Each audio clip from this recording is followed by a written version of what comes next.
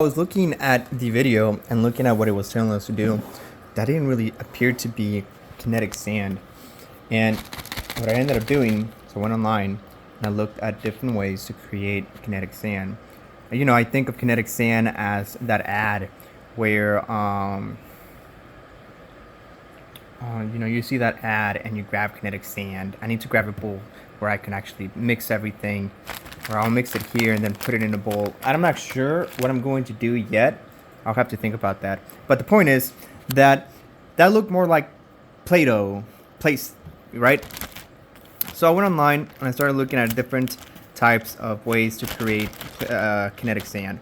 Basically what they said is they said to grab sand right at the beach, or you can buy some sand, right? So I went to my local beach, 7 minutes from here, grabbed some sand, tried to find the cleanest bit of sand, but obviously I couldn't. I tried to, ew, that's gross. I might try to, I'm probably not, to be real with you, not gonna touch this. But to say the same thing in essence, but instead of using Elmer's glue, right? Because she was using a unique method. Basically, cornstarch, which is what's in here.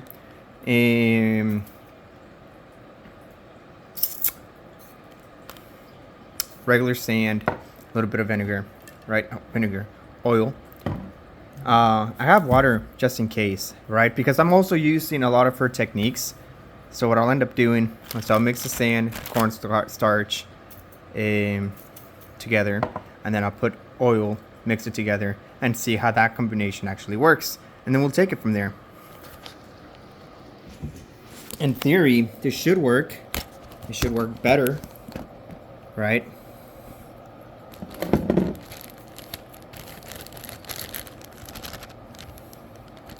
Here's the sand. So, yay, mess.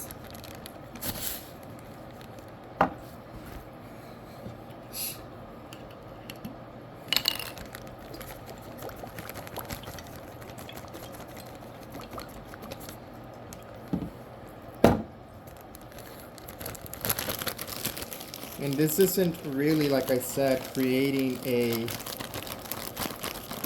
reinventing or creating something new. Or I might have put a little too much.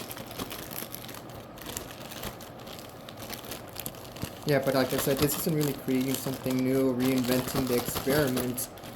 But reading online, I was reading, and I realized that this is kind of the way the kinetic sand was supposed to be created, right?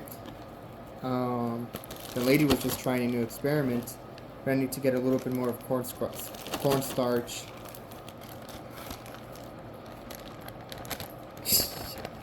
I underestimated how much oil. Dude, I didn't even put that much oil. I think I messed up. It's gonna be a flop. So I've added a little bit more of sand. Not sand, I didn't have more sand. A cornstarch. And we'll see. Now, if I got this right, it was supposed to be 5 parts sand. Nope, cornstarch. 3 parts sand. 1 part. Yeah, there we go. That's about right. And 1 part in.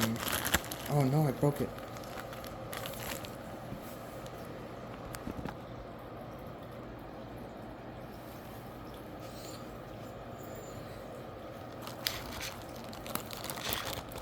Yep, this has the tendency of actually being kinetic sand, at least better than what she was doing.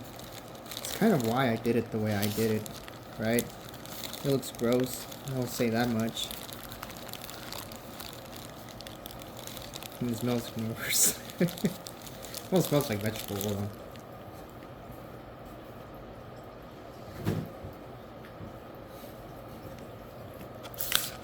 But out of all the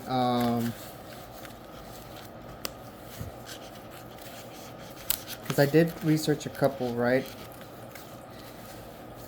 And yeah, you look at the tendency, right? Food, if I'm gonna be real with you.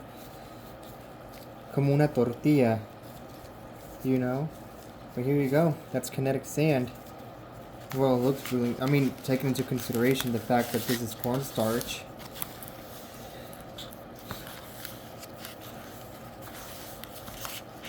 And yeah, this isn't really... This is really just wet sand. I mean, it's not, but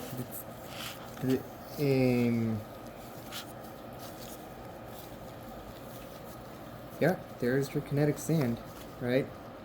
Giant rock. I wish I would have got more sand, because I would have liked to experiment with a different couple approaches. What would have happened if I would have used more sand than cornstarch? But the experiment, or yeah, they did say use 5 parts cornstarch, 5 parts sand, and yeah, that's it.